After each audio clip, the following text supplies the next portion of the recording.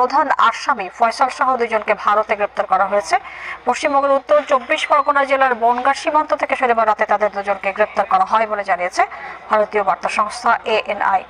এ নিয়ে আরো জানাতে পশ্চিমবঙ্গের কলকাতা থেকে যোগ দিচ্ছেন সহকর্মী দেবপ্রসাদ অধিকারী।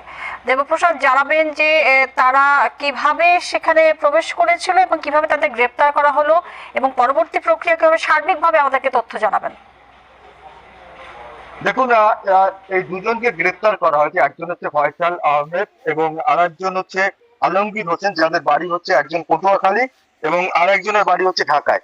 দুজনে মেঘালয় বর্ডার থেকে ঢুকেছিলেন, ইন্ডিয়ায় প্রবেশ করেছিলেন এবং ইন্ডিয়ায় প্রবেশ করার পর মেঘালয় বর্ডার থেকে তারা পশ্চিম বাংলায় আসে এবং বিভিন্ন জায়গায় ঘোরাঘুরি করে এবং ঘোরাঘুরি করার পরে শেষ পর্যন্ত যারা পশ্চিম বাংলায় এসে পুলিশ সূত্রে আমরা যেটা জানতে পারছি যে তারা আবার বর্ডার ক্রস করার বাংলাদেশে যাওয়ার পরিকল্পনা ছিল।